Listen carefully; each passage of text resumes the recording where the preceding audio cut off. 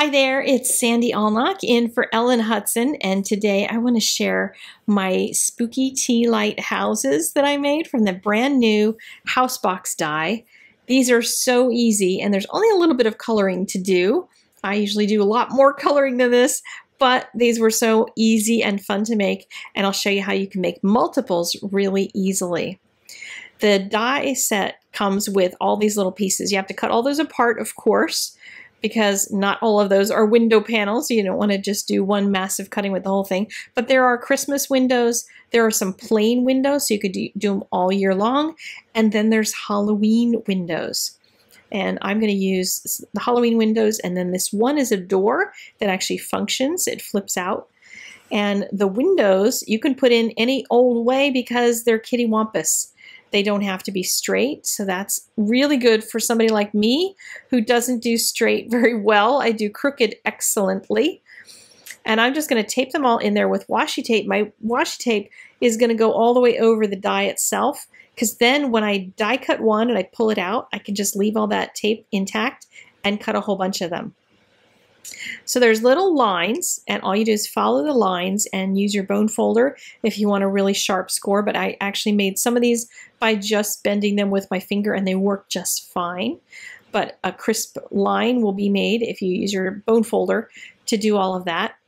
And to make the windows, I'll show you my hard way of doing it, and I'll explain my easier way that I came up with afterward, which is to color on a piece of vellum. And you can also do that with tracing paper to make little glassine windows.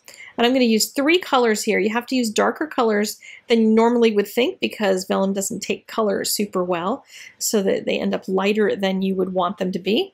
So I used, I think it was an E09, YR18, and a Y08, something like that.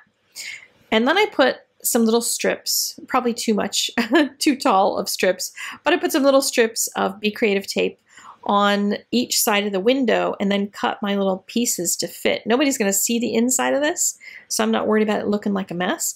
But you could also just put the vellum in there and then do the coloring. That probably would have been an easier way than what I did, and you wouldn't have to worry about cutting them all nicely to make sure they fit. To assemble the box, you only need 3 other little tiny pieces of adhesive on the top and the bottom and on the side. And I recommend peeling off the one on the side first and setting that part of the whole thing together as your first step. Just fold it over and then fold the box itself in half and line it up.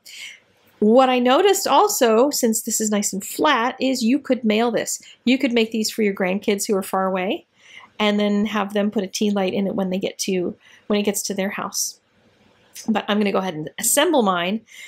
Your grandkids would love taking off that tape and making the box themselves and putting things in them, etc. So a little treat from Grandma. I know lots of you have little ones far, far away. So you can tuck that in there. You also, if you want to take the tea light in and out, you might want to not seal that bottom part because it's a little hard the way that I did it. Don't you just love how I show you the things not to do when I make a video? So I turned the little thing on. I used my scissors to turn the button because I broke a nail last time I turned one on. And then assemble it by attaching the roof point, the little A-frame there.